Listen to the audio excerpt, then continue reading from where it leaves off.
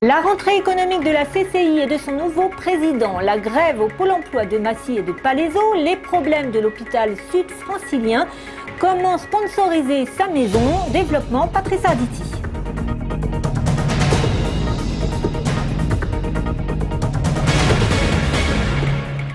Bonsoir. Avec un taux de chômage qui avoisinerait les 6,5% d'après la Chambre de commerce et d'industrie de l'Essonne, le département s'en sortirait assez bien par rapport à ses voisins.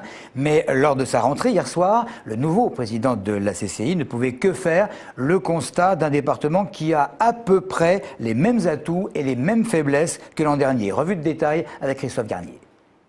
Le transport fluvial, avec une hausse du trafic de 90% et l'arrivée du nouveau port d'Évry, est un point fort de l'Essonne en cette rentrée. En revanche, les RER continuent d'être le gros point noir. Les chefs d'entreprise, tout nouvellement arrivés dans le département, considérant les transports en commun comme particulièrement handicapants pour leur activité. Sur l'attractivité du territoire, ce qui arrive en premier, c'est le cadre de vie. Et ce qui arrive beaucoup plus loin, c'est la qualité des transports commun, alors que nous avons la chance d'avoir des RER B, C et D. Et pourtant, ce chiffre-là, qui devrait être un atout supplémentaire pour l'Essonne, c'est au contraire, ça pénalise l'attractivité du département. C'est pas normal. Quant à Orly, certains élus avaient évoqué son possible déménagement l'été dernier. Hier, la Chambre de commerce s'y est fortement opposée. Les chefs d'entreprise ne souhaitant visiblement pas qu'on touche aux 25 millions de passagers et aux 92 000 tonnes qui transitent tous les ans via l'aéroport. Par contre, la Chambre de commerce continue de taper du poing en ce qui concerne les centres commerciaux qui ne créeraient pas d'emplois, voire en détruiraient, mais demandent sans cesse à s'agrandir. Rien qu'en Essonne en 2010, 100 000 m² de surface supplémentaire ont été autorisés. Ce n'est pas la peine de continuer à bétonner des centres commerciaux partout dans le département, alors que nos chiffres montrent qu'il y a déjà 18% de vacances dans ces centres commerciaux. L'équivalent du centre commercial, du Lys 2 et de Grand-Bois, c'est comme s'ils étaient en trop sur l'ensemble du paysage économique. Quant au sauvetage du CFA, le nouveau président de la Chambre de commerce, prenant le relais du précédent, s'est engagé à tout faire pour éviter la faillite. 70% des jeunes apprentis ayant un emploi 7 mois après la fin de leurs études. Il s'est aussi engagé à faire de son mieux pour accompagner ces 42 000 ressortissants essonniens dans la crise.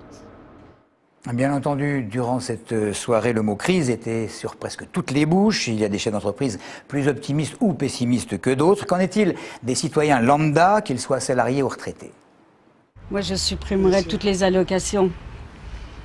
Il va bien falloir qu'on s'en sorte, et on s'en sortira que si on est tous ensemble. Voilà, donc peut-être être un peu plus solidaire.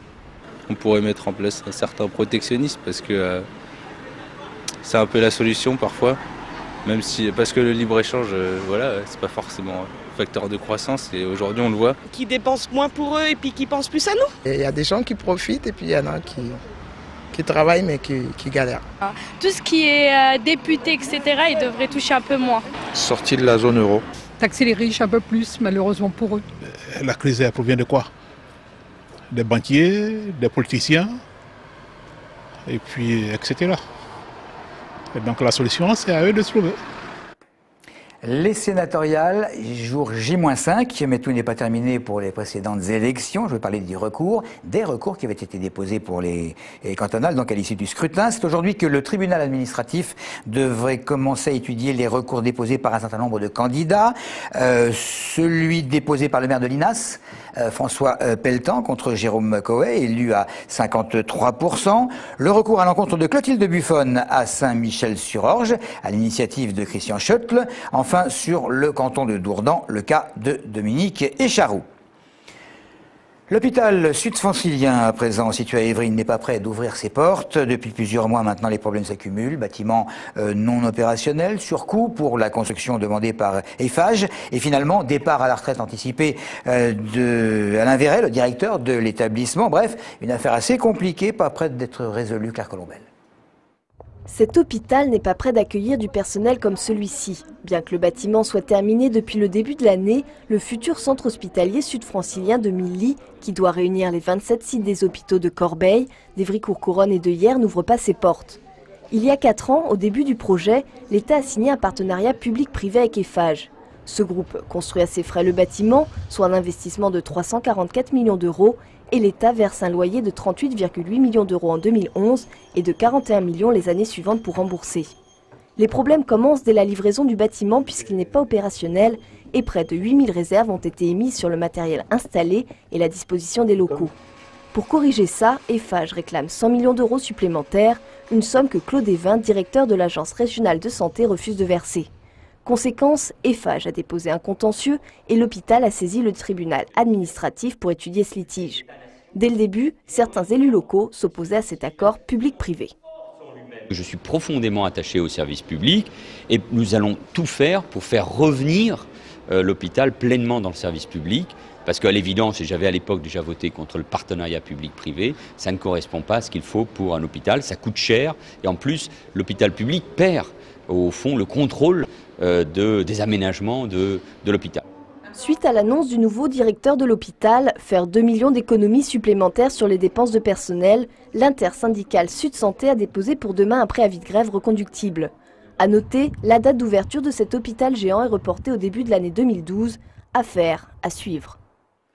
Et puis j'évoquais Dominique Echaroux il y a un instant. Eh bien, le président de la communauté de communes du Dourdanais en Urpois et le maire de Dourdan ont fait état aujourd'hui de leur profonde inquiétude, je cite, au vu du climat fortement dégradé qui préside à la fusion des 2 établissements hospitaliers de Dourdan et d'Étampes. Fin de citation. On passe au personnel des pôles emploi de Massy et de Palaiseau qui étaient en grève aujourd'hui et leur site fermé afin d'obtenir de meilleures conditions de travail pour assurer leur service. Le personnel qui se plaint du non-aboutissement depuis des mois des projets de travaux et de regroupement sur un site unique. Une initiative sympathique à présent jusqu'au 25 septembre. Donc dimanche prochain, l'opération Tous au restaurant offre un menu pour un menu consommé. On en achète un, on en a 2. Le restaurant Le Saint-Pierre à Longjumeau qui propose un menu entrée plat dessert à 49 €. C'est la 2e année que cet événement a lieu. Les gourmands ont l'occasion de pousser la porte des restaurants en général et de redécouvrir évidemment diverses spécialités. Moi, je vais proposer une tapas de sardines fraîches sur un concassé de tomates bio, et ensuite un confit de canard qui est notre classique ici, et ensuite un dessert qui est assez spécial, qui est sur une grosse tuile aux amandes, on propose une glace à l'ail et au citron. Je trouvais que venir manger dans un restaurant de terroir avec les produits du Gers, voilà. Je crois que j'ai essayé de regarder tous les restaurants de l'Essonne et on a décidé de venir ici.